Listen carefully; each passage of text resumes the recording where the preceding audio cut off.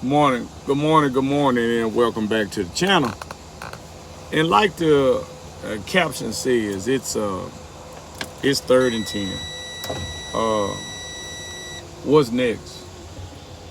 And when I say that, I mean, what's the next step? What is it that I'm going to do? What is it that you're going to do? Uh, have you met your deadline on your build? Are you still a few points off? Or are you deciding on buying a new project, or finishing up a project, or maybe selling a project, or helping a friend out with a project? But what's next? And the reason why I say it's 3rd and 10, because we're in the third we're in the third trimester of the year, and it's Thanksgiving. The 4th and 10 is Christmas.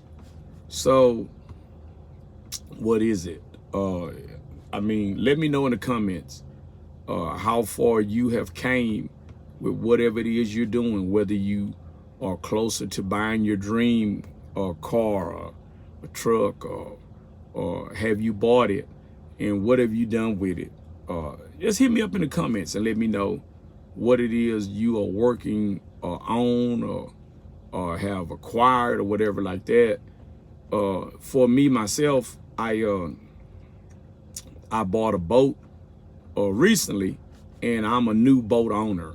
And I don't mean a new boat. It's a older boat, because I like the lines of the traditional boats. I like the boats from the 70s on through the 90s, when they had that defined hard look to them. So with that being said, you can see on my channel that I bought a 1989 Bayliner 21-foot Capri that's powered by a 5-liter Chevrolet 305 Merc Cruiser engine. And it's I mean, I'm excited by it. I'm fascinated, because I did the homework, and I knew that I didn't want a outboard motor. I didn't want an outboard.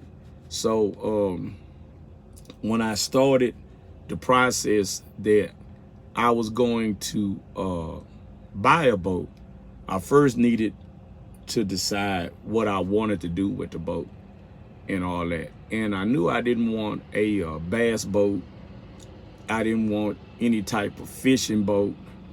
I knew that I knew I wanted what they would call a cuddy cabin or a pleasure boat.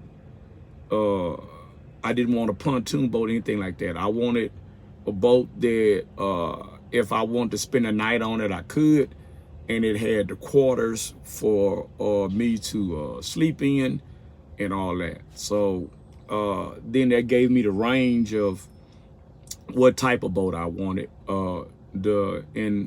Brunswick Boat Company, which is the company that owns Sea Ray, and they own Nautilus, they owned Bayline and all that. Once I knew what type of boat I wanted, then I started looking at the different brands in that company and other companies, and I started looking at pricing. And since I'm a person that is very much hands-on, I started looking for deals. Well, initially, I looked at a boat that my uncle had that I put on the channel, that was a 24-foot Sea Ray. But the boat had been sitting for 2 decades, and it needed a tremendous amount of work. And I was willing to do all that. But unlike a car, a boat has a you need the documentation for the boat. You need the title and stuff like that, and you need to be able to get the title and stuff like that. And when I got into it and everything, it was gonna cost more to possibly get all the paperwork done on the boat and straighten out than it was really worth. Because I was gonna have to redo the complete boat. I was gonna have to gut everything out of it. down to the stringers. And then if you know, stringers are just like the frame of a car. They're just like the frame of a car. They run horizontal through the boat, and then you put the deck and stuff on top of it, and then you know, your cabinets and stuff like that. You do all that. Well, it was gonna be it was like, you know, after I did the cost analysis of the documentation and what that would cost, and then got my heart broke on that, because it was going to be a long, lengthy process, and I'd already put a lot of time and effort into the vessel, into the trailer and stuff like that. So man, it was just, ooh man, it was a lot. So what I ended up doing was this. I said, well, let me just pause on that. And I ended up coming across the Bayliner. A guy had it on a guy had it for sale. And it was a good price what he had on it. And I went out there and looked at it, and when I looked at it, got out there and looked at it, it needed work as well. And I figured it would, because it was, you know, it was over a 20-year-old boat, and most people don't, you know, they keep the boats and they don't keep them covered up. They don't dry them out. They don't take the plugs out the back of them and stuff like that. And they just let them sit. So with that being said, I get out there and I can see the boat has some spots in the floor, which means I'm gonna have to pull the floor up on it and all that. But the one thing that it had was documentation. It had documentation. And the engine had water in it. It was locked up. The starter wasn't working.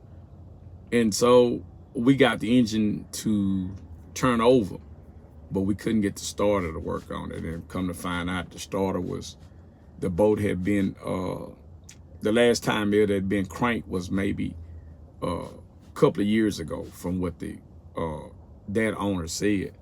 And so we bought batteries out there and all that, but we couldn't get it to turn over. The starter just didn't work out. So with that being said, I was able to get the boat at a price that I felt like it was a deal for me, that I could, knowing that I had to do the floor and everything in it, but it had the paperwork. So I bought it, I brought it home, and as of the date, I took the starter off of it. I showed that on my channel. I took the starter off of it, and I took the starter home and found out that it's a difference in a boat starter than it is in a car starter, but you can use the parts, you can use the brushes, you can't use the armature, but you can use the brushes and all that stuff like that. And that's what I did, because the boat starter has a center support in it. And so the armature is a little bit longer, just about a half-inch longer for that center support.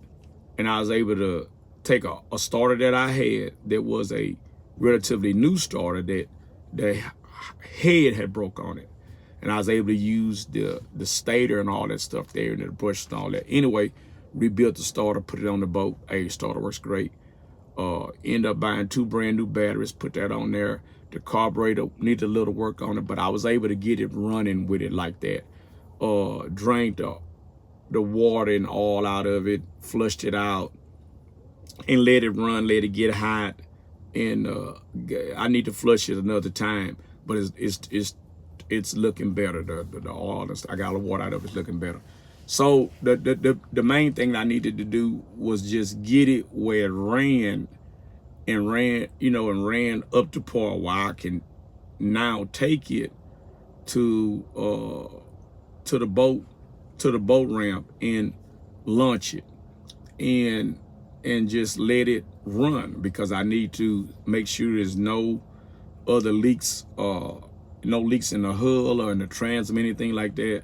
So I can know this winter that if I'm gonna be am I only gonna be doing the floor, or am I gonna also be doing the transom? The transom looks to be good on it. I don't see anything like that. But as far as the floor go, I know I need to do that. But I need to make sure there's no more cracks, anything like that in the hull of the boat, anything like that. And the stern drive, I engaged the forward and reverse on it, but I need to make sure the stern drive works on it and everything. And I checked the auto stuff that it was all full. So hopefully, you know, with that being said, when I and put the plug back in it, hopefully with that being said, when I launch it, you know, it'll be okay. I need to check the bilge pumps on it, because it was like the bilge pump I didn't hear the bilge pump coming on. So I don't know that, but I'm gonna order one that's got a 750 gallon per hour in it.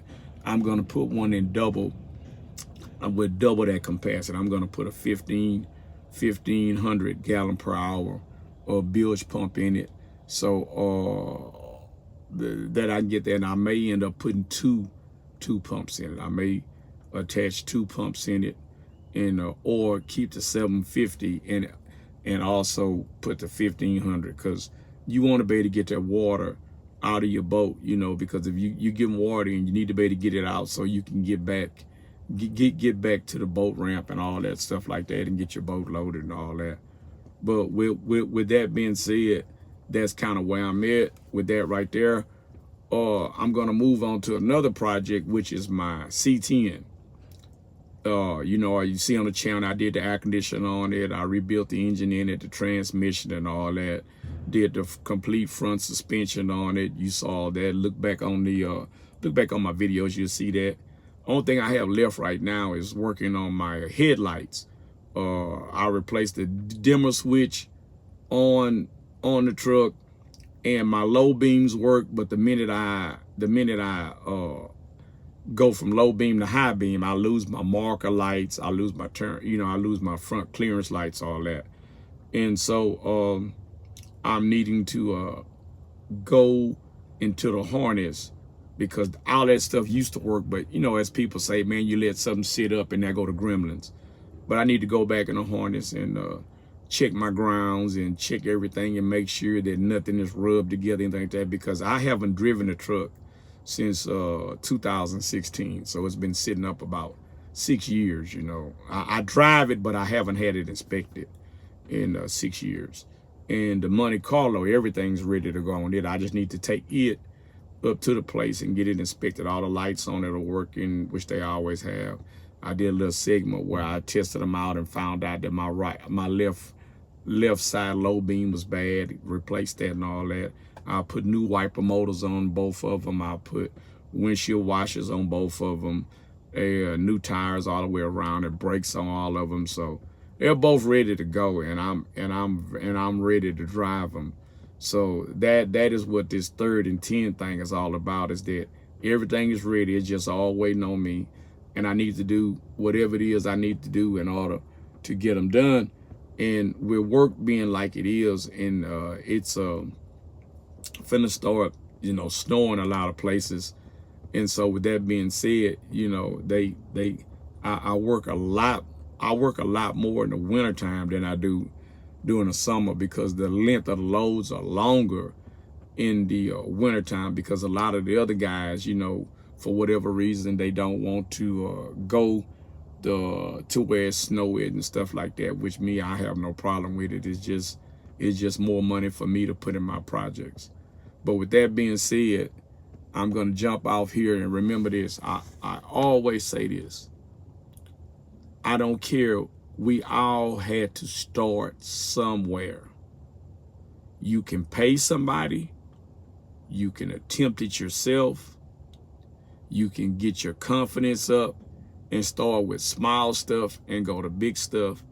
But whatever it is, if somebody else has done it, there is a technique, there is instruction, and there is examples out there for you.